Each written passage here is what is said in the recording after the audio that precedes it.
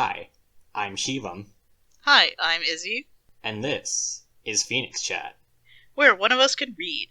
Which one? You You find find out. out.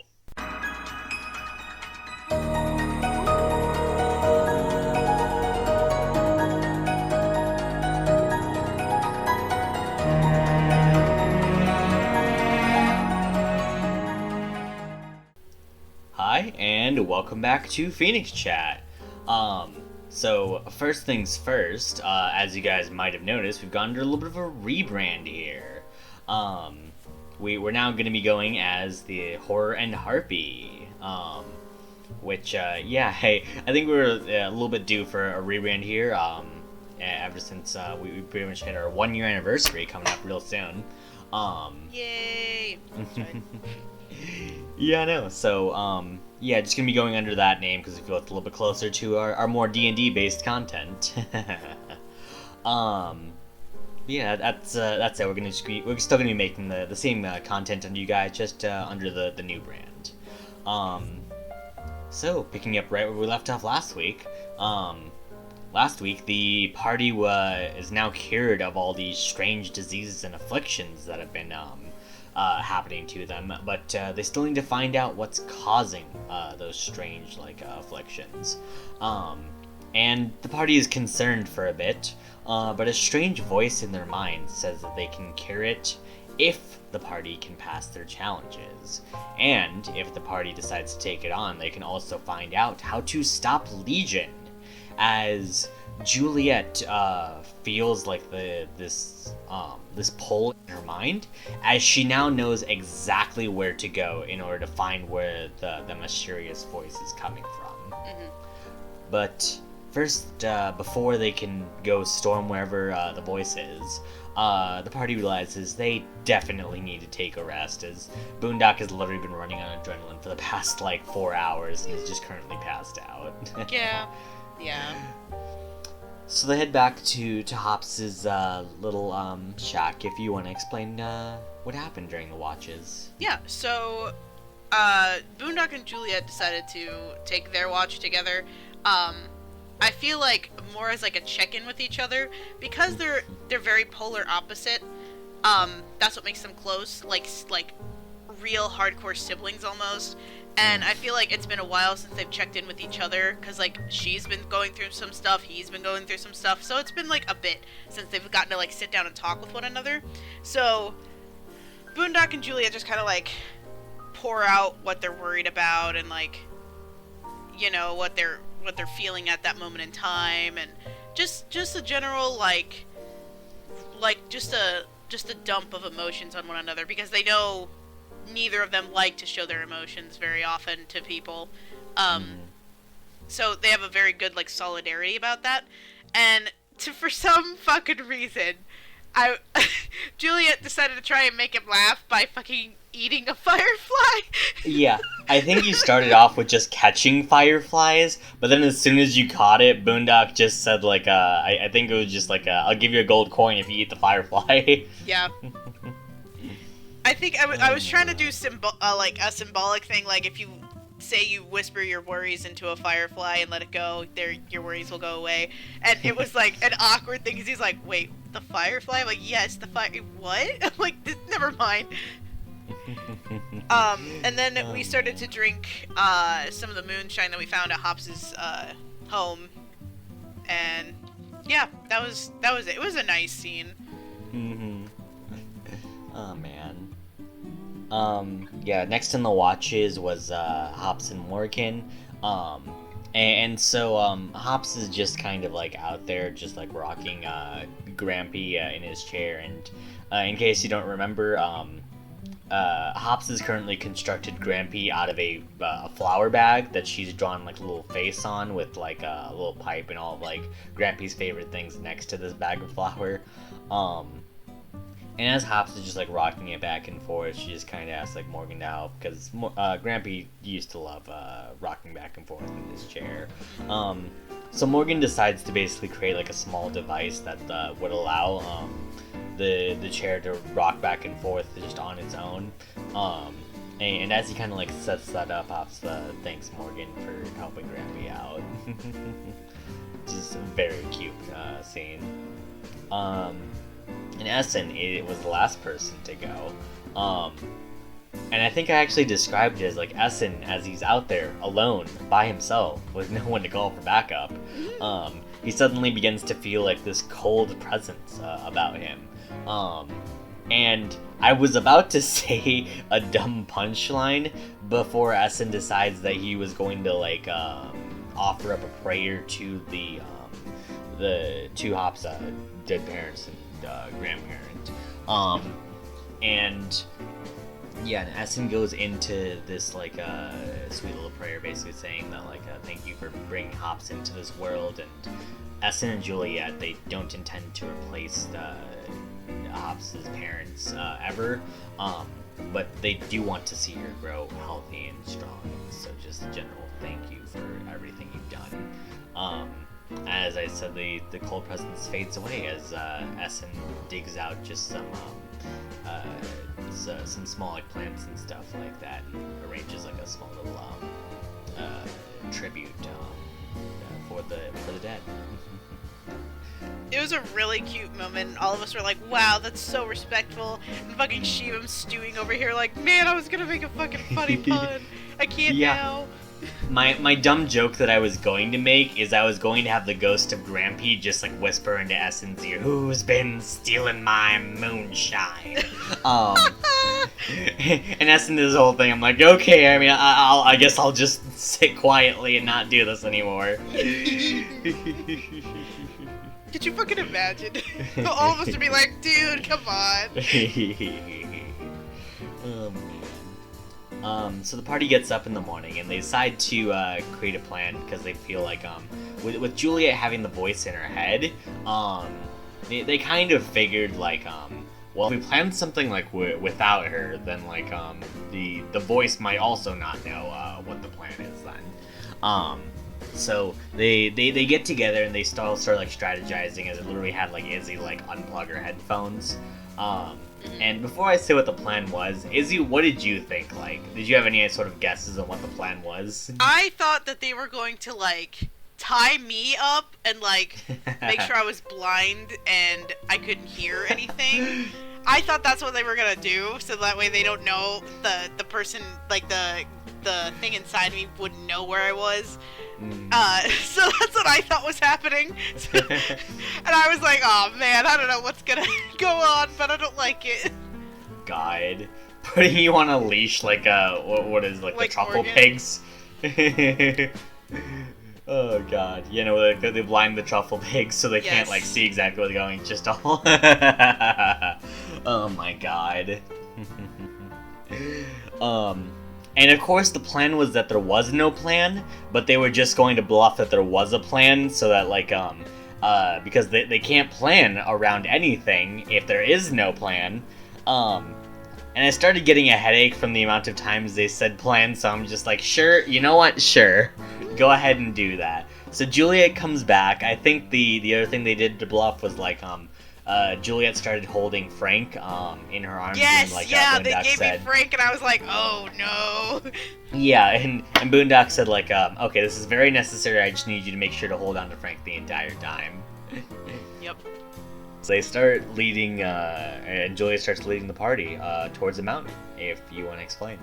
Yeah. So, we start heading toward the mountain because the voice inside me, I guess, gave me a little tracker map in my head.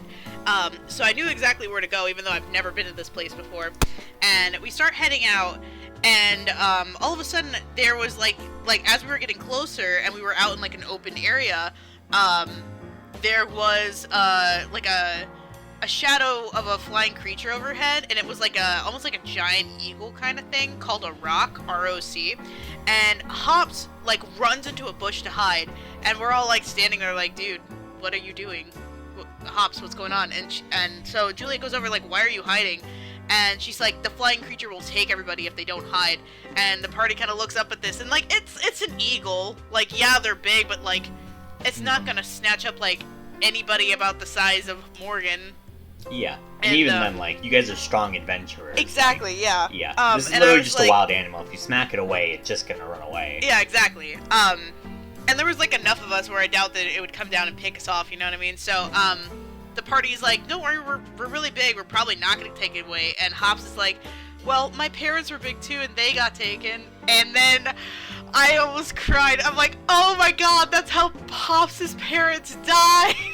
And I was like, oh no. So Juliet, like, was like, I am so sorry you've been alone for this long, but, like, and, like, she reassured her. I said something really good, and I can't even remember what I said, but I basically just reassured her, like, look, we are here to protect you now.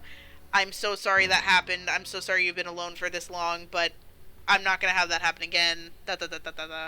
You know. I don't know what I said, but I said something good. Yeah, I think it was along those lines of, like, I'm so sorry that I wasn't here earlier, because if I did, I promise you, I wouldn't have let them lay a hand on you or any of your family. I'm so sorry I had to go through it. And as Hops kind of she agrees to the assurances, and she'll go with the party. And I believe, Morgan was holding her hand as they got a little bit closer to the mountain. So yeah, the party eventually gets to the point, and Juliet realizes this is the place to go as she begins to kind of clear out some of the underbrush here, in order to see a doorway that leads to a longer passageway. And the party heads inside. At first, it's just some random monsters the party just needs to clear out. Nothing too drastic beyond just, beating the hell out of these monsters. And as the party gets, like, further and further in, there's eventually, like, a large pool that leads to a small underwater passageway, which is bad for Juliet, if you want to explain. Okay, so it was already established, like, before they left Soliana that Juliet does not like water, like, and nobody really knew why. They were just like, okay, whatever, you don't like water, it's because you're like a cat, aren't you? I'm like, I'm a fox, but whatever. And we start fighting, and after we, like, defeat the fish that are in there, basically everyone's like, yep, we gotta go underwater because that's the only way down. And Juliet literally just breaks down. She's like, I can't do this, I cannot go in that water, I'm not doing it. And just as everybody was kind of, like, looking at Juliet like, what the fuck are we supposed to do, something in Juliet's mind rearranges her memories to where now she's suddenly an excellent swimmer, and probably one of the best she knows aside from Hops, and she just gets up and fucking dives in, and everyone just kind of stares at each other like, oh, that was easy. So the reason that Juliet doesn't like water in the first place, and how the voice rearranged her memories, she is afraid of water because her mom, when she was younger, basically kind of waterboarded her in a sense. Just kind of threw her in the pool and, like, watched her almost drown and die. Just because, her mom doesn't fucking care. Her mom is a bitch. Just point blank. And she's been mortified of that ever since. Like, she can't swim. She won't do it. And, the thing in her head rearranged her memories to where apparently she went to a pool to escape her mom. Like, she's a really good swimmer. That was her, like, escape point, She, like, went around, swam with her dad, that kind of thing. I'm like, okay! And nobody said anything! Oh my god. Yeah, I think it was just one of those things that's just too damn convenient for the party, and, like, well, as long as it gets us through there. Yeah. Yeah. Oh, man.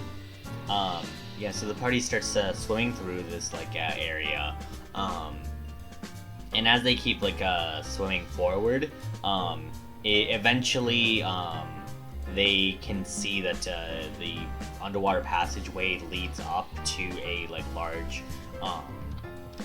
like a basin almost. And they're currently, like, 60 feet underwater from like the surface of this, and there appears to be a platform at the top that they can climb up to. They can swim up to and then climb onto. And as they're kind of just, like, looking around in, like, this dark, murky water, they can see that there is a pair of eyes staring at them as this creepy, demonic-looking siren suddenly like hisses out and screeches an abyssal.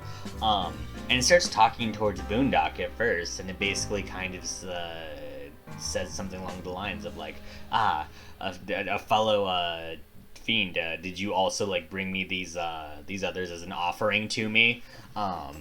As Boondock also, of course, looks extremely fiendish. And Boondock, of course, responds in abyssal, no. As the siren seems to have taken offense to that and begins to start tearing at the party. I would actually like to note, I believe with Juliet with the fastest move speed and Hops who has like just a complete swim speed, your first turn in battle, I think Juliet literally just like decided to fuck off and just swim straight to the top. Dude, okay, I legit... Okay, while we were swimming in this place, and we were like, oh, there's the light, we need to go up there, right? You said that there was like a thudding or something beneath them, and I was like, everyone was like, oh, let's go investigate. I'm like, absolutely not. That's how white people die in fucking horror movies. I'm like, no, I'm swimming. I am using all of my movement speed, all of my dash speed, everything to get to the top, and I just barely managed to swim out of that fucker's reach. I was like, hell no, I am the squishiest out of the party. I don't know how to fight in water. Fuck no. Y'all can die. No. Yep. Yeah, no, so you immediately fucking surface as the rest of the party begins to, like, fight with it, and, like, this thing is, like... bubbles of blood coming from the surface. Hey, guys, you're doing great. Yeah, no, this thing's, like, chunking the rest of the party's health and just, like, fucking ripping and tearing at it. And eventually Boondock, who's at extremely low health after, like, one round, just, like, tries to bet it all on a polymorph. As he manages to actually succeed on it, and the siren is polymorphed into a small frog. All of us were kind of like, is that racist or something? Like, yeah, like Hops is crossing her arms, just looking at Boondock, like, excuse me. Oh man. Everything's fine. But yeah, the party surfaces with the frog in hand. Boondock just kind of says like, okay, we definitely need to do something about this. Because, like, in an hour it's going to transform back into a demon. So, yeah, anyone got any ideas? As Hops decides to pipe up and say, like, oh, I can just hold it in my mouth and just, like, eat it. And I was panicking at that because, like, if Hops eats it, it would, in fact, go below 0 HP in frog form, which means it would immediately start turning back into the demon form inside Hops' stomach. This is also a large creature that's about 4 times the size of Hops that just begins to suddenly expand from inside of her stomach. Yeah. Oh, God. Yeah, no, so I'm like, you know what, maybe, like, this feels like a bad idea, guys. As Hops tries to, it's like, no, it'll be fine, as eventually someone suggests, like, what if we put it in Hops' bag of holding? It only has air in there for, like, 10 minutes, so, like, if we can just trap it inside there, eventually it's just gonna suffocate to death, right? And I just kind of say, like, fuck, I guess that's true, but, like, you're gonna need to make strength checks in order to keep it into the thing as soon as it, like, transforms back into the siren form. And Boondock then says, like, wait, we don't need to do that at all, because I can just put my movable rod on top of it, and just trap it in, like, with 100% certainty. I'm like, fuck, okay! You guys have completely circumvented my encounter and fucking trapped the thing in a bag of holding, and now you just need to wait for an hour for it to die. Yep. Oh, Christ. So you guys just, like, sit around for a little bit, just, like, taking a short rest as you wait for it to die, and you just hear, like, you first hear... Yeah, you first hear some, like, very sad froggy noises as it just rees. And eventually, you do hear it turn back into, like, the demonic siren as it just begins to, like, screech out in abyssal and just begins to thrash at the walls but can't get out. As eventually, the thrashing subsides into silence as you're almost certain it's dead. Yep. Oh, man. Good times. Yeah. So you open the box up, and the mysterious voice begins speaking out of Juliet again as it says, well, that's fair enough as a way to kill the creature. your next task then is to watch the soul as it moves. As Julia can see that the soul of this demonic creature, it rises up from the box, and it's kind of tattered and blackened, a little bit of that same black ichor that Legion's soul had. As it just kind of looks around confused and scared, before the voice then says in Abyssal, from Juliet, the voice says to the soul, if you want to get your revenge on the people who killed you, I suggest you head west. As the soul just immediately begins darting in that direction, and with only Juliet being able to see where it's going. Mm-hmm. So I think you try to convince the party at first, hey, let's not go in the direction of that, as the party does, well, I mean, if we want to complete the challenge and stuff like that, we have to do it, and, we can't get the cure otherwise. So Juliet decides it says, fine. As you guys followed the soul to what appears to be a laboratory, very similar to the laboratory you guys got into in the first session of the campaign. If you want to explain this next part. Yeah, so, okay. We go into the next room. That looks eerily similar to the first room of the campaign that we were in. Mm-hmm. And there is a Drow Woman corpse, mm-hmm. and then there's another corpse, yeah, it's chained to the wall. Yeah. Or a bed or something. It was chained down, and we were like, what the fuck? Well, the Drow Woman, just, makes an entire cloud of locusts, and we're like, oh shit. But Hops is like, yes, tasty snack, and starts eating them. Yeah. Which is fucking hilarious. So we, defeat the Drow Woman, and we're like, okay, what the fuck? Then the soul comes out, blackened and bruised and everything still, but worse, and she's like, oh, I don't like where this is going. Heads over to the woman that Juliet kind of recognizes, named Uriel? Uriel, yeah. Yeah, and she was like, oh my god, this is one of the most famous, Canis Libertas members, in history. Basically kind of like a Medusa, so basically she was cursed to have a petrifying gaze. Cass kind of low-key gushed about her because he had a crush on her, but so she's like, oh shit, we can't kill her. I mean, we have to, but why is she here? Famous members of Canis Libertas, they're buried in another place that nobody but the leaders know about. And so she's like, how the fuck did this get here? So they defeat the corpse, rather gruesomely, by the way. I think I stabbed her eyeball out or something. Mm-hmm. Something like that. And we decided to hold a Viking funeral for her, burned her body and everything, because we were like, we can't just drag a corpse back. It's gonna hinder us too much. There's no way. So we held a Viking funeral for her, and then the soul appeared out of the body, and this soul is weak, and it's done. There's no way that it can continue to do anything else. And I was like, so me as Izzy and me as Julia just felt pity for it. It's not, it didn't want to do any of this. It's just being ordered around by this stupid voice to do this stuff. So I was like, I beckoned it to me and managed to gain its trust a little bit, so it, I could hold it so it could just rest. And the voice is go back into the laboratory. So we do, and there is a silver cage and a spell scroll, and the spell is Soul Cage that will trap the soul. And Juliet, being Juliet, is like, fuck you. I don't want to do that. I don't want to do that. And she's like, you know what? Fuck you. I'm going to do it my own. So she asks Hops for help because Hops is kind of blessed with the All-Mother power and to bless things. So Hops and Juliet managed to channel positive emotion into the spirit.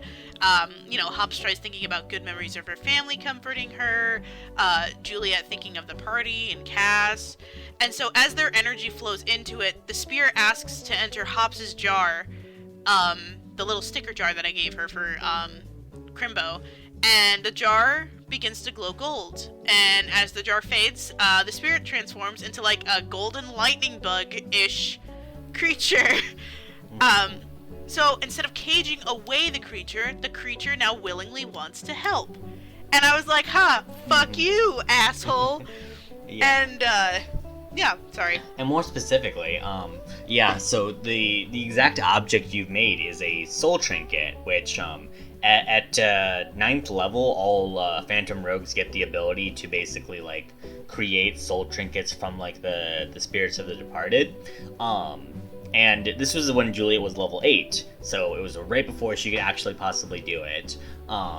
She managed to her and Hops actually managed to successfully do it. And so, like, this is her, like, actually learning the theory of how to do so. And, like, if she can just train a little bit harder and just, like, get that extra level, she will be able to actually do this more consistently. Which I thought was super cool for you guys to actually manage to do. I mean, you're the one that allowed us to do this too. Yeah. And then unfortunately, though, this extremely sweet moment was cut off as the voice then begins to criticize Juliet for being so soft and ask her if she's planning to be this soft with Legion. To which Izzy was like, "Oh no." Oh gosh. Yeah, but if you want to explain this next part of what the voice then explained to you. Yeah. So, the voice was like, "Are you gonna be this soft with Legion?" And I was like, "Fuck you." And then it explains, like, the cure for, like, everything that you're going through, like, all the stuff that you were poisoned with, like, because we only had a limited amount of time for, the cure that Essen made for us would work. So he gave us the cure, and we were like, okay, cool, nice. And he said if the party wants to find out more about Legion, they need to head into the final room alone, tallest to shortest, and if they don't, then they can leave. And we were like, oh fuck, wait. And we're all looked to Hops because she's the shortest. I'm like, she's have to going in alone? Fuck no. I was so angry. Yeah, but Hops, at the same time, yeah, you really need to find out more about Legion. I know, I was pissed. But Hops was also very scared, like, I have to do this alone, and, like, the party managed to reassure her enough, but I was nervous. So, while grabbing the cure, and I wanted to keep this, like, I wanted to learn the soul cage thing, too, just in case, like, if I decide to go whichever route, like, be soft with Legion or actually trap her, I wanted at least another option, so I decided to grab that, too. But as I was grabbing that and the cure, there was a prick on Juliet's finger, and I looked at Shivam.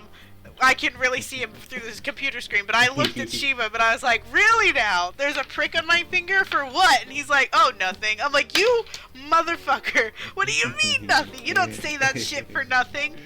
Oh, man. So we all took a long rest after that, because, you know, fuck that. I think at this point, did I call Cass during this? I think all you called him about was basically just, like, quickly saying, like, hey, who are the people who, like, have access, to, like, the Canis, or, like, actually, like, where do you think, like, Uriel is right now, as, like, Cass is, like, she's dead, and she's at the Canis Libertas graveyard, and Juliet says, like, well, I found her corpse out here, and this voice also telling me to do things, so, who has access, you know, to the graveyard and stuff like that, and can you go to the graveyard to make sure that it's specifically been taken from there? Yeah.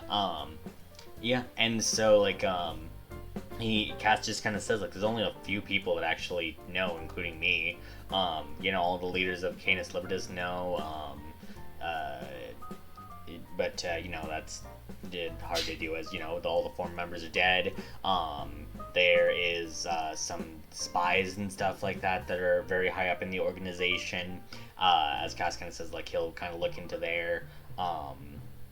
Yeah, and so, like, he just kind of, like, also concerned, though, like, it isn't some nonsense with, like, shapeshifters then, is any possibility that, like, they managed to, like, get information from the wrong person or something like that, as he begins to also, like, check records to make sure that, like, no shenanigans related to that are happening. And he promises to call you back with more information as he's gonna head out there. Yeah. As with nothing left to do, the party decides that they're going to slowly start making their way one by one into the room. Yay. Oh, I want to point this out before we continue. When Boondock went in, as the door was shutting behind him, I was like, alright, I'm gonna go hit on your mom. And he's like, what? And it slammed. Yeah, door closed. Oh man. Good shit. So yeah, one by one, they slowly start to go before it's just Hops left. And Hops goes alone into the room to see that there's like this darkened corridor with a high ceiling, and she clicks on her cheek lights to try and look around. And as she does, she kind of sees something at the corner of her eye, and she tries to like flick her light over to it. But as she does, she can only see like tiny little details of this creature, and it's just darting around the room as Hops is trying to focus her light on it. And you can see that it's a creature with just like these like black leathery wings, as it kind of looks a little bit like the rock that took your parents. As she can just suddenly hear like the wing beats and like this screech out as she realizes that wherever this creature is, it's probably like descending on top of her, as she tries to find like somewhere to hide, but there's no place in this room, as she just crouches down, just screaming and scared. And eventually, as she just waits for the wing beats to approach, they don't, as they suddenly just fade into silence, and Hops suddenly instead feels this gentle presence, and as she looks up, she can see that she's not in the room that she was, and there's a woman clad in this white gown with this extremely ethereal beauty about her. And the woman just gives Hops a sad smile before scooping her up, and the firefly that's with Hops also like excitedly just kind of like spins around the two before it rests on the woman's hand. And Hops is confused, but as she sees the firefly, she asks if the woman is the firefly's mom, and the woman responds with, in a way, she's a mother to all things. But the woman explains, though, that she's here to offer Hops a choice. Hops is scared and she doesn't deserve to be going through all of this, and she says that she can protect Hops and make sure she's never in danger again, but unfortunately her powers have a limit, so she can't say the same for Hops' friends. And Hops protests at this and if there's any other solution, and the woman kind of like winces as she says there is, that she can offer Hops more power, but beyond that she can meddle no further, so Hops is going to need to save her friends herself. And Hops, of course, she wants to fight for her trash, as she eagerly accepts the second offer, as the woman gives Hops a hug, and Hops reawakens in the room, but she's now glowing with a new power, as she begins to sprout a teeny tiny pair of glowing butterfly wings. And as she activates her blessed form, she can just feel like the room just growing like brighter and brighter as she channels and focuses her energy, as the thing in the shadows now has less and less space to hide as the light just fully overtaking the room. And eventually, as like the light just washes over the room, she can see that the shadow creature is now the size of a small insect, and Hops flicks out her tongue and eats it in 2 chomps. This is the start of Hops' villain arc. Yes, and as she swallows this the shadow creature, she looks around the room, and the firefly kind of points Hops towards a ventilation shaft that Hops can kind of climb up. So Hops begins to climb up of it, and she's making her way through like the network of ventilation shafts, and eventually she sees a room with all of her friends. Unfortunately, though, all of her friends have been like chained to different like metal beds, as there appears to be some kind of like experiment going on in this room that involves them. And next to them, Hops can also see there's a chamber with a person floating in it, and as she looks closer, she can see that the person looks like a kitsune. Very specifically, this looks like a male clone of Juliet that the party is now dubbed Romeo. Oh, I hate that. Fucking bullshit. Oh man, so join us again next week as we get to talk more about who this mysterious clone is and why the voice has decided to make this weird clone and what the party finds out about Legion. So yeah, it should be fun. Thank you once again for listening to another episode of PhoenixChat. And a special shout out to all of our patrons, Nyquil Dreamer, The Mod Goth, and Spicy Turntable. You guys help us make more and better content each week. And Izzy, yeah, you want to talk about Campus Flores a little bit? Yeah, so we are planning a one-shot on September 25th, Campus Valores. It's basically just a one-shot of the next generation Phoenix Heart. It's gonna be on Twitch. Keep her at Kitsune if you wanna look out for that. We are also gonna start up the Illuna Nights campaign soon, the first Wednesday of October, so also keep an eye out for that. Anything else? Yeah, so as you're listening to this, we recorded an episode with the Geekiest podcast, and it should be out by now. So if you guys want to go ahead and look up the Geekiest podcast on Spotify or wherever you can listen to any fine podcast, go ahead and do so, and we'll be on the latest episode. Yay! Yeah, you got a fun fact to lead us out with?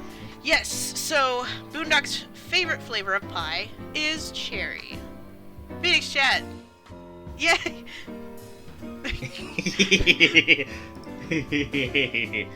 Oh, God.